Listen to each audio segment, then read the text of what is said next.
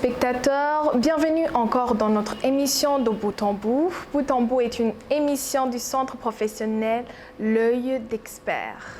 Près de 6 à 50 000 étudiants étrangers suivent en cursus dans un établissement canadien. Et si les provinces canadiennes attirent autant les étudiants, c'est notamment pour leur système éducatif innovant.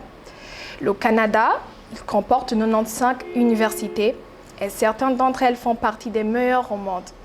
Du côté anglophone, citons celle de Toronto, l'Université de Colombie-Britannique à Vancouver, McMaster en Ontario et côté francophone, l'Université du Québec en Montréal.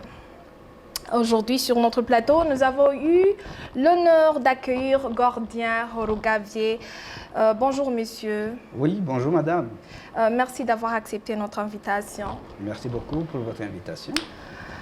Alors, pour le sujet d'aujourd'hui, nous allons essayer de traiter un sujet intéressant pour les jeunes. Pourquoi et comment immigrer comme étudiant au Canada? Oui, merci beaucoup. Pour peut-être ceux qui n'ont pas suivi les autres émissions, mon nom, je réponds au nom d'apôtre Gordien Rougavier. Je suis consultant réglementé en immigration canadienne. Notre travail, c'est d'accompagner ceux qui ont un projet pour le Canada. Et parmi les projets qu'il peut y en avoir, c'est des études au Canada. On peut y aller pour les études. On peut y aller pour visiter ses amis, on peut pour la formation, pour le tourisme. On peut y aller aussi pour s'installer au Canada comme résident permanent.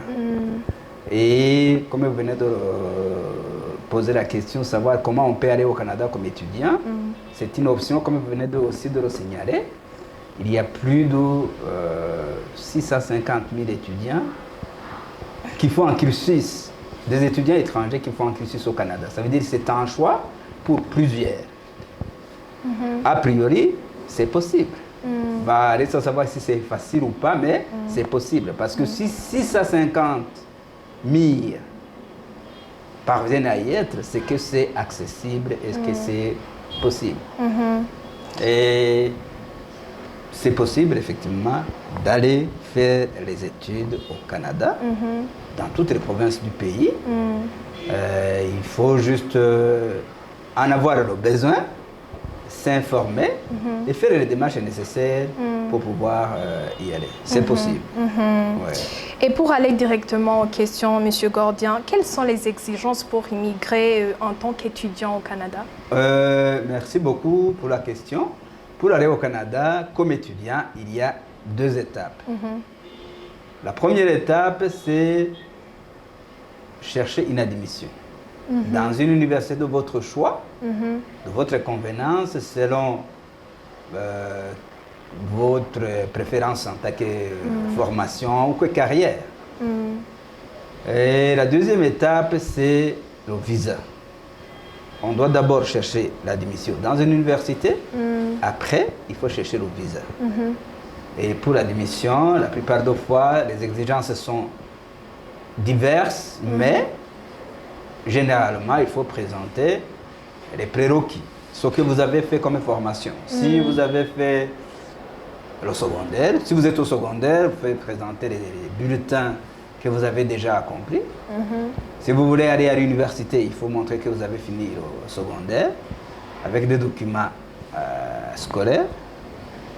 Si vous voulez continuer l'université, il faut aussi montrer que vous avez déjà fait la première partie de l'université, la deuxième partie, ou ainsi de suite. Après avoir prouvé votre niveau, on peut exiger, par exemple, que vous ayez un certain score. Mais les universités n'exigent pas la même chose. C'est ainsi que ce que nous disons souvent, c'est rare en fait qu'on manque d'université, qu'on manque d'admission. Nous le disons à nos clients, lorsqu'ils viennent, nous disons, selon votre score, selon votre préférence, avec le temps, on finit par savoir le meilleur, là où vous pouvez être accepté. Et c'est rare qu'on puisse vraiment manquer d'admission. On ne peut pas dans des cas très très rares, j'en connais pas beaucoup du tout, où on manque une admission. On peut en manquer ici, par exemple, des universités qui sont plus exigeantes et d'autres qui le sont moins, notamment en termes de score, mais ils peuvent l'exiger en termes de frais de scolarité ou d'autres exigences. En fait, c'est bien pour les admissions, c'est bien, il y a beaucoup d'arbitrages qu'on peut faire. Peut-être qu'on aura le temps d'en parler plus tard, mais ça a une apparence simple de chercher une admission. Lorsque tu as un refus, tu vois que ce n'est pas simple, mais aussi lorsque tu as une admission, lorsque vous serez dans l'étape de visa, c'est là aussi que vous pouvez voir si vous avez fait un bon choix ou pas. Oui. Quelle information pourriez-vous donner à un parent qui veut introduire une demande d'immigration pour son enfant au Canada? Merci beaucoup. D'abord, la première chose, c'est que c'est possible. On a déjà souligné qu'il y a plus de 650 000 étudiants étrangers au Canada. Ça veut dire que le système canadien d'éducation est accessible des étudiants étrangers. C'est accessible, c'est la première chose. La deuxième chose, c'est que c'est bon, c'est même recommandé de faire référence à un professionnel. Pourquoi? Parce que, comme je venais de le dire, si ces deux étapes, ces étapes sont liées.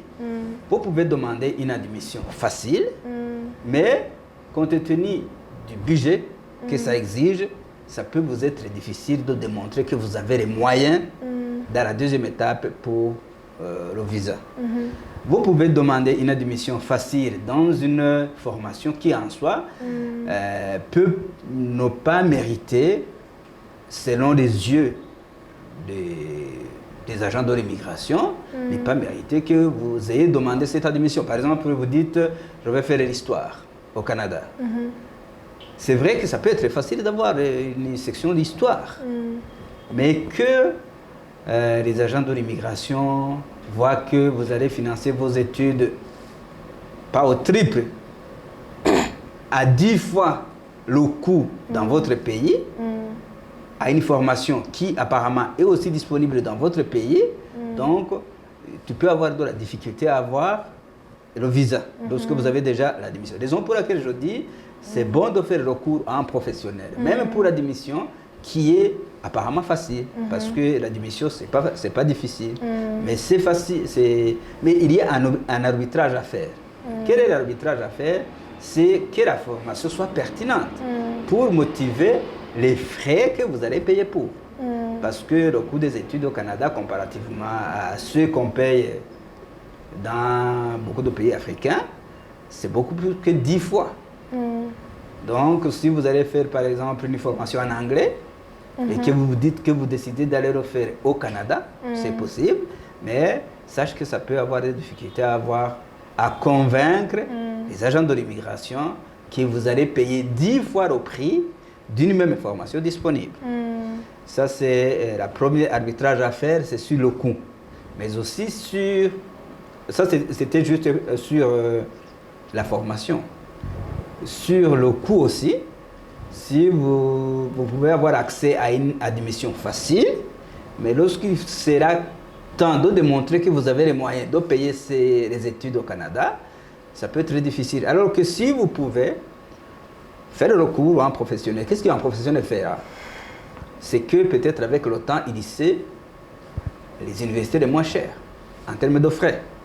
Ils peuvent être plus difficiles à convaincre pour avoir l'admission, mais ils sont quand même bons parce qu'une fois vous avez l'admission, vous pouvez avoir facilement les moyens de démontrer que vous avez les moyens de payer les études au Canada. Ce qui est la clé en fait pour accéder à l'université canadienne. C'est à la fois avoir l'admission, deuxième chose, prouver que vous avez les moyens disponibles et suffisants pour les ressources. On dit les ressources, on ne dit pas les moyens disponibles, mais les ressources suffisantes pour pouvoir faire la formation. Donc, ce sont les deux étapes. Et pour tout parent qui aimerait envoyer son étudiant, son enfant au Canada, je pense que c'est un bon choix. C'est un bon choix dans le sens où la plupart des étudiants que je vois, que j'ai accompagnés, ils sont parvenus à s'installer au Canada. pour dire presque tous. Il y a des canaux d'accès à la résidence, au marché du travail canadien. Juste en y entrant comme étudiant, vous avez avec le temps les moyens de pouvoir s'installer ou même de pouvoir avoir accès à la formation, au marché du travail canadien. Oui, c'est un bon choix. Et comment trouver un établissement de votre choix avec un programme qui convient? C'est ça, ça revient à ce que je viens de dire. Et il faut d'abord effectivement avoir dans votre vision ce que vous voulez faire. Alors, il faut chercher dans plusieurs universités. Vous pouvez chercher pour la première université, vous trouvez que c'est disponible, mais c'est bon aussi de comparer le coût des études. Et ce coût des études n'est pas toujours visible a priori. Si vous visitez l'Internet, le site web pour la première fois, il se peut que ça ne soit pas sauté, ça ne saute pas aux yeux, mais c'est un paramètre très important. Savoir si vous avez une formation de prédilection que vous aimeriez suivre, pouvoir choisir l'université qui est accessible. Généralement, toutes les universités dispensent une formation de qualité. Généralement, peut-être que ce n'est pas au même rang toutes, mais généralement, c'est une bonne qualité. Mais ce qu'il faut toujours arbitrer, c'est vraiment le coût des études. Le coût des études, c'est quelque chose à arbitrer. Il y a d'autres universités où il faut déposer peut-être les frais de scolarité, la moitié, tout ça. Il faut tous ces paramètres, il faut arbitrer. Oui, il y a un arbitrage qu'on fait lorsqu'on cherche une université au Canada. Ouais. Une question qui intervient beaucoup quand il s'agit d'étudier au Canada est la connaissance de la langue anglaise. Pour les étudiants congolais qui ont suivi une formation francophone, est-il possible de faire ces études au Canada sans avoir une connaissance de la langue anglaise? Ça dépend. Comme vous avez introduit qu'il y a des universités francophones et des universités bilingues, des universités anglophones, il y a des universités où l'accès n'exige pas d'abord un test. Pour des universités anglophones, certaines exigent un test, d'autres peuvent donner accès à des non-anglophones pour que, durant les premiers cours, ils puissent apprendre aussi la langue anglaise. Comme un cours sans crédit, par exemple. On peut vous donner 2 heures par semaine qui ne seront pas parmi les crédits, mais qui peuvent vous permettre d'apprendre aussi l'anglais. Ça arrive, mais il y a beaucoup d'universités qui exigent un test. Mais cela étant, il y a aussi des universités francophones. Il y a aussi des universités bilingues, comme l'université d'Ottawa. Il y a des universités où vous pouvez étudier soit en français, soit en anglais. C'est le meilleur choix pour ceux qui aimeraient aussi apprendre l'anglais. Ouais, sauf que, je reviens toujours à l'arbitrage. Il y a des universités dont il est difficile d'accès, de par le score qu'ils exigent. Il y a d'autres dont il est difficile d'accès, de par le coût des études. Et il y a d'autres peut-être qui exigent ces tests. Donc tout ça me ramène toujours à dire, si vous voulez faire une formation au Canada, vous pouvez faire vous-même demande d'admission. Ça a une apparence facile, mais faire le recours en professionnel est aussi recommandé. Merci. Pour faire une demande d'immigration pour études, on peut estimer à combien le budget prévisionnel, que ce soit au collège ou dans une université au Canada? Pour le coût des études, il est très difficile d'estimer le coût global des études parce que il y a les frais de scolarité, les frais de séjour, les livres, les assurances, tout ça. Mais en général, lorsque je fais une estimation pour mes clients, je dis qu'en moyenne, $2000 par mois. Ce n'est pas vraiment une estimation annuelle qu'il faut faire, il faut faire mensuel. $2000 par mois. Mais sache qu'avec $2000, il y a des universités auxquelles vous ne pouvez pas accès. Mais la plupart des universités, si vous pouvez démontrer un revenu de $2000, c'est déjà bien. Ouais. Et comment se fait une demande d'admission, ou bien quelles sont les exigences pour soumettre une demande d'admission? Pour soumettre une demande d'admission, d'abord, il faut choisir vous visitez le site web de l'université, ou vous cherchez, même sur Google, vous pouvez chercher votre formation. Vous allez voir les universités qui peuvent donner cette formation. Et vous pouvez contacter l'université via le site web. La plupart des fois, c'est via le site web. Vous lisez les instructions et vous procédez, vous décelez, vous cochez tout ce qui est nécessaire à cocher, tout ce qui est nécessaire à soumettre comme document. Vous collectez tous les documents et vous pouvez les soumettre. La plupart des fois, dépendant du niveau, il y a des niveaux où on peut demander que vous ayez des recommandations de vos anciens professeurs, mais ce sont les niveaux avancés tels que la maîtrise. Mais sinon, les autres, principalement, c'est pouvoir collecter les informations nécessaires, collecter les documents nécessaires et pouvoir les envoyer.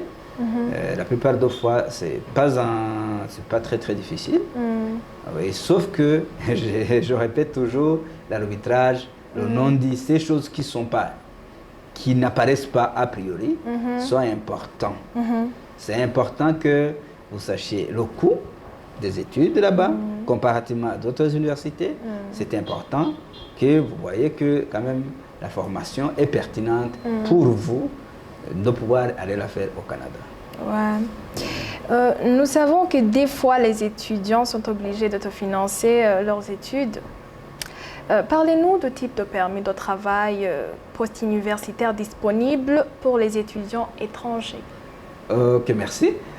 Si vous venez de dire le permis de travail post-diplôme, ça c'est un permis qui est donné aux étudiants qui ont fini. Ça, c'est pas pour financer les études. Pour financer les études, c'est le permis de travail étudiant. Il y a le permis de travail qu'on donne la plupart des fois à l'aéroport avec le permis d'études et qui vous donne accès droit, vous donne accès au marché du travail pour 20 heures par semaine durant les jours de classe et 40 heures comme tout le monde durant les vacances. Ça, c'est la première option. C'est un permis de travail qui est donné à tous les étudiants et que vous recevez en même temps que le permis d'études. Ça, c'est la première chose.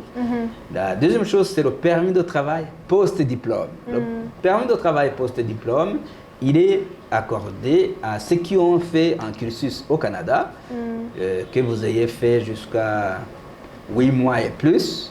Vous allez avoir un permis de travail équivalent en durée à la période que vous avez passée au banc de l'école. Donc, si vous avez fait une année, on peut vous donner permis de travail d'une année.